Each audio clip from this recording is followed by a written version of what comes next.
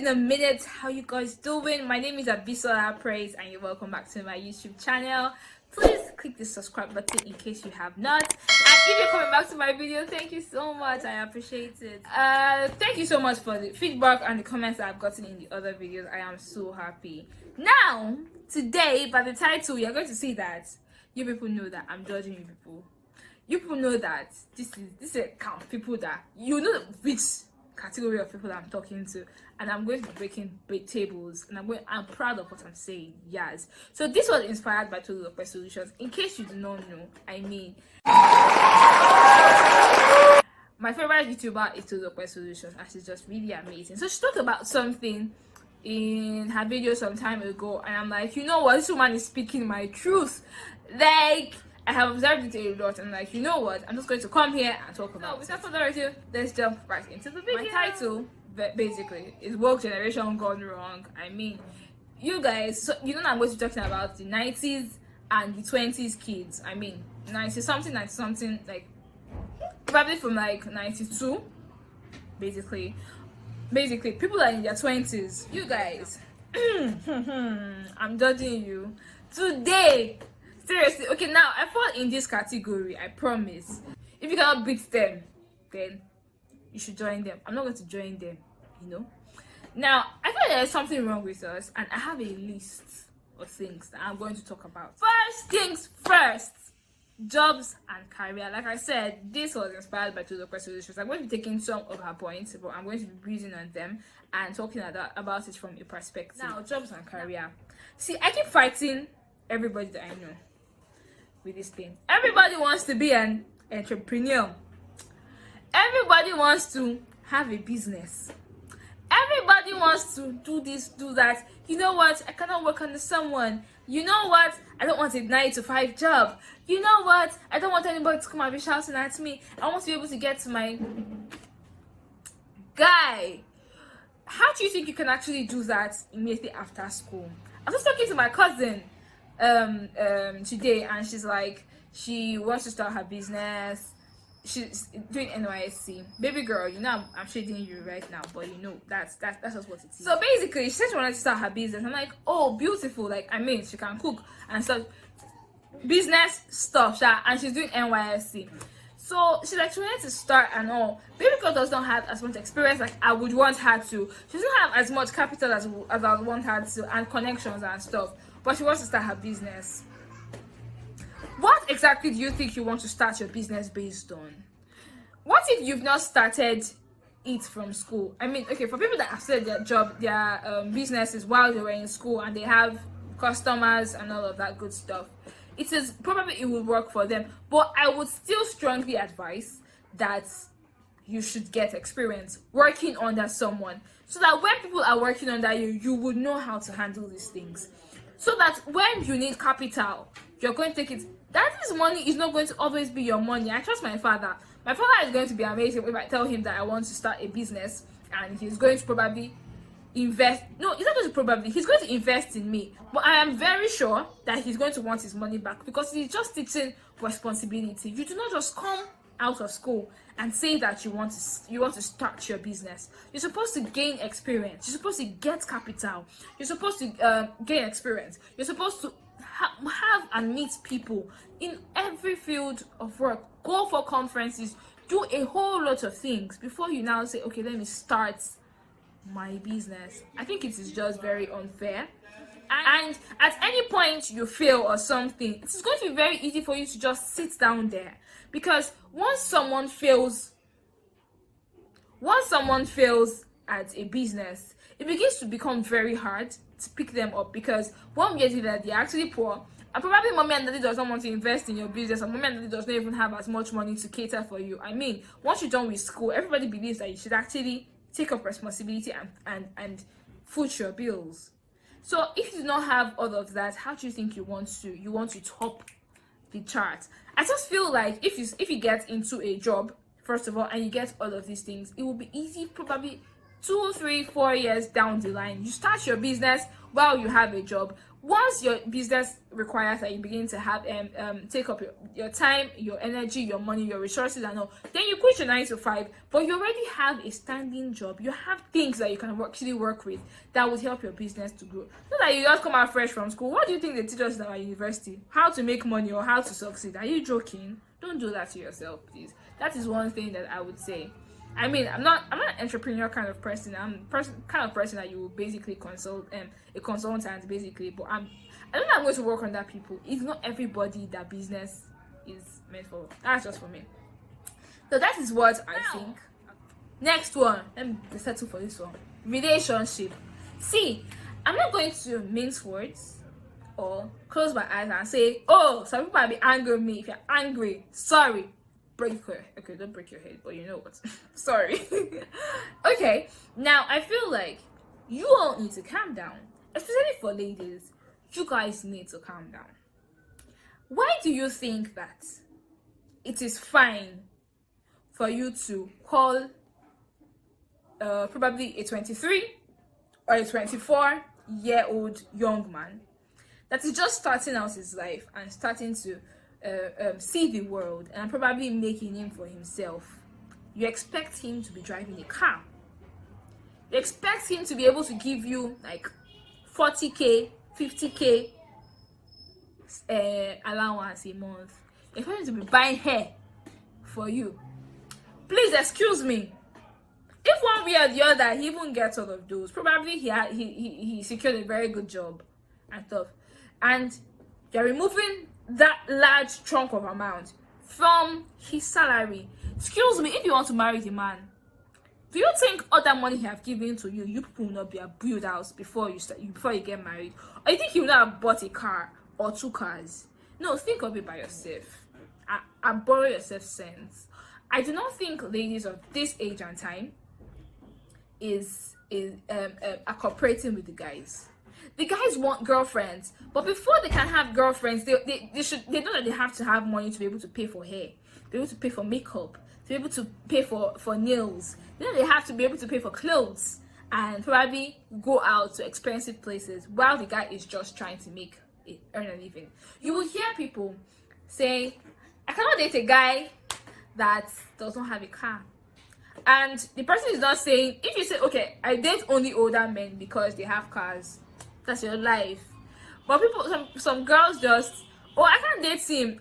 I want someone that is 2 or 3 years older than me, but if he does not have a car, I cannot date him. Cases. The fact is, you're going to be ruining that guy's life if you do not know. If he loves you plenty and he just wants to fulfill your desires, because I mean, there are guys that actually like the girls enough to actually want to get married to them, and they just feel like this person is actually going to be good enough for me. But because probably he now gets a job after school, probably you're still in school and he gets a job after school, and probably he's earning like 100k or something, and you, auntie, big mouth, you want to be collecting money from him. Do you think he's going to be able to save out of that money? Do you think he's going to be able to invest and prepare for you both's future? Most people do not want to grow with a man these days, and I know, and I get the fact that I do not concur to a lazy guy. I do not concur to a guy that refuses to grow himself and that refuses to take responsibility. I also, if I have a boyfriend and the boyfriend decides to give me money, this guy I'm not going to collect it. I will, but it's going to have a limit. I get that guys want to spend on their girls, but you're going to have to put a limit to what he's going to spend. Because if you actually see a future with this person, you cannot be eating your future now. You cannot be eating the seed that he's supposed to be sowing and eating the seed and the bread together. It is just very wrong. So now this is the point I'm trying to make. I feel like you should calm down. If the guy is a lazy person, don't stay with him. If the guy is someone that does not care about the future and does things on impulse and is very spontaneous, you don't have to stay with him. But if it is someone that you can see potential, if it is someone that is working on that potential, because there's some people that actually have potentials, but they don't just do it, they don't just work with it. But if you see someone that has potentials with it, then you should work with that. And if you see, I don't want to marry a made man, like a totally made man, has a house, has plenty cars, has everything set up. I don't want to marry someone like that, because I'm not going to have a stake on whatever it is. I want to be able to grow my family and a future with him, so that, you know how they used to say that, when I was there when he was poor. I don't want to be there when he's poor. I want to be there when he's building and when he's growing, because I'm going to be growing as well. So we're going to meet at a point, and we know that, we're going to have to invest and save towards our future. Then when we get married, my brother, spend on me. It is your job, But even in the interim, you need to calm down. If he gives you really, really expensive things, what is wrong with your mouth that you cannot say no? That you will tell him, don't spend this amount of money on me. You should actually save. I mean, if he gives you big stuff as a gift or stuff, please collect it. He loves you. Maybe. I don't know. But it should not be on a reg. It should not be something that you demand for. You're not entitled to it. You're his girlfriend, yes. But you're not basically entitled to it, because, you have yourself to fend for yourself, and you have your parents. But he's also there. He's also there as the man to actually provide for you. But not so much that you begin to ruin somebody's son's life. Don't do that. Moving over to the next one would be ignorance of our future. Now, we sort of live in the now. Everybody's saying live in the now, live in the now. But when it comes to the future, what exactly would you have done? I was having a conversation with my parents and my friend this morning, and we're like, you know what, whatever will be. Like, that's how we basically live our life. So when we want to eat something, or want to satisfy our cravings, we just use the money. I mean money is going to come out from somewhere. But what if money does not come out? What if some things don't just work or work the way they should, and one way or the other you're in a fix? Don't you think that it's going to affect you? That's one thing.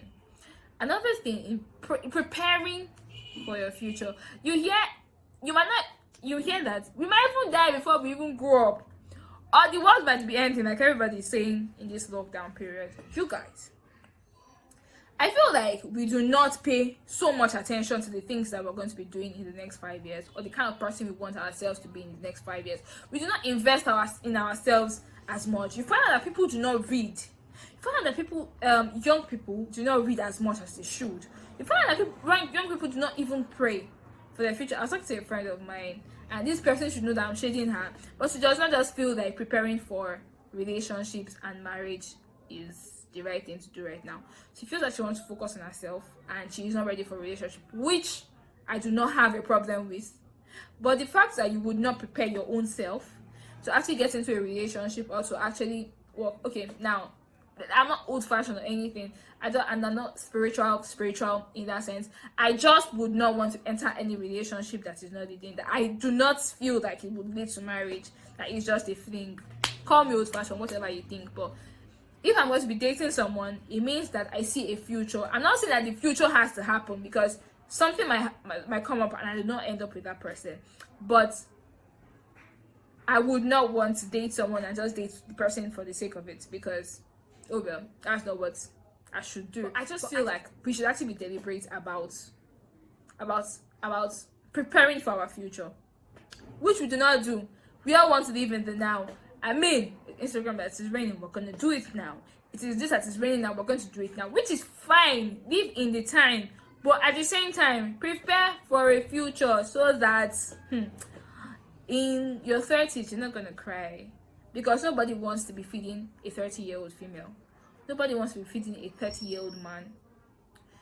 Once you stay in your parents' house, probably in your late 20s, you begin to become a disgrace. Don't let anybody lie to you. Your parents love you and you're still in their house. You think they don't want you to get out of their house? Why are you still there? It's their house, it's not yours again. So don't do that. Don't do that to yourself and not invest in your future. Go for conferences. Have mentors. Do things. Even in this lockdown period, don't sleep like you're competing with the dead guy. Stop it and do something. Prepare for your future. Do you know how many online courses you're supposed to be doing that you're not doing? You're sleeping there and watching movie. You think?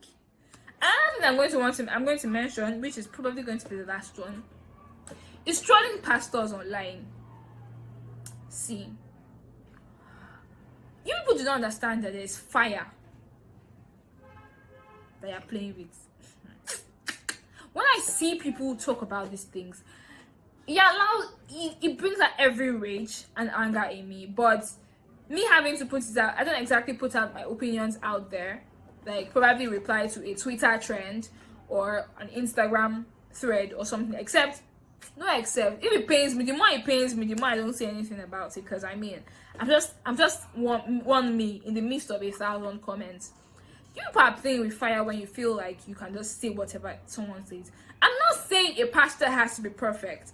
I'm not saying pastors do not make mistakes and they do not do or say wrong things. But do you know that it is not in your place to talk? The Bible said that touch not my anointed and do my prophet no harm. Guy, do my prophet no harm. But the thing is, you will say that, what if the person is not a prophet of God? How do you know the person is not a prophet of God?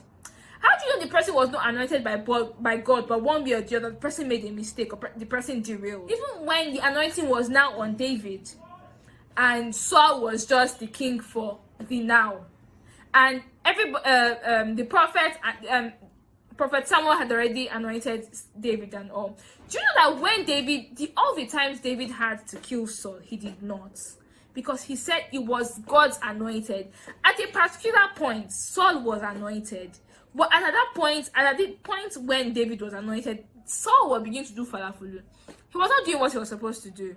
But, okay, falafulu, sorry. But he wasn't doing what he was appointed and anointed to do. But that is not your place to judge. It's for God.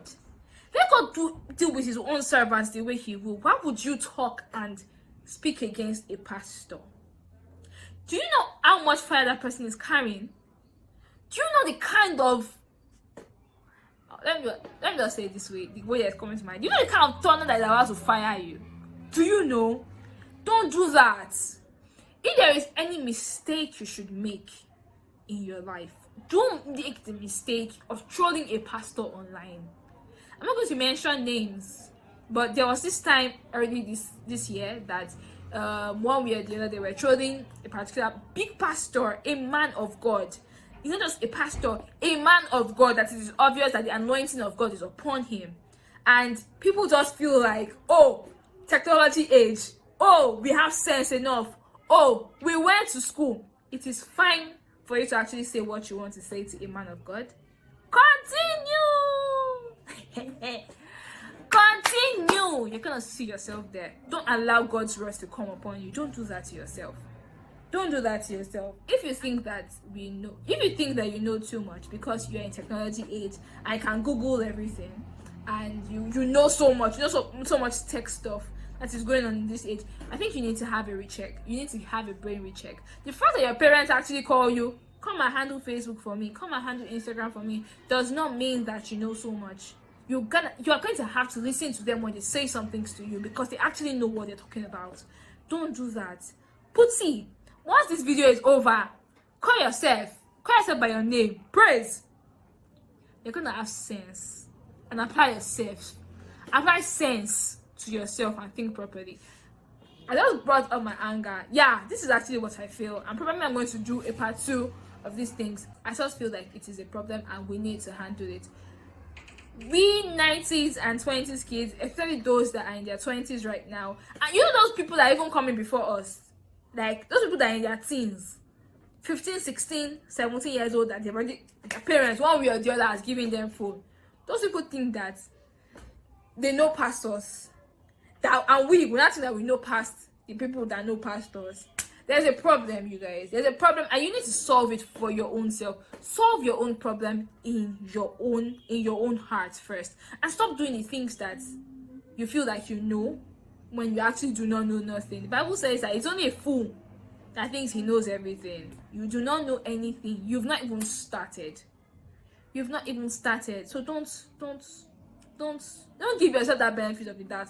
I've come to the end of this video. Don't vex. I was like, but seriously, that's actually just what I felt. And I just felt like, you know what? Where's the better place for me to put out on my anger? I think you should actually have a rethink and actually sort some things out. Some really, really bad habits. in your life. So thank you so much for watching this video. Please leave a comment, I would appreciate it. Thank you so much.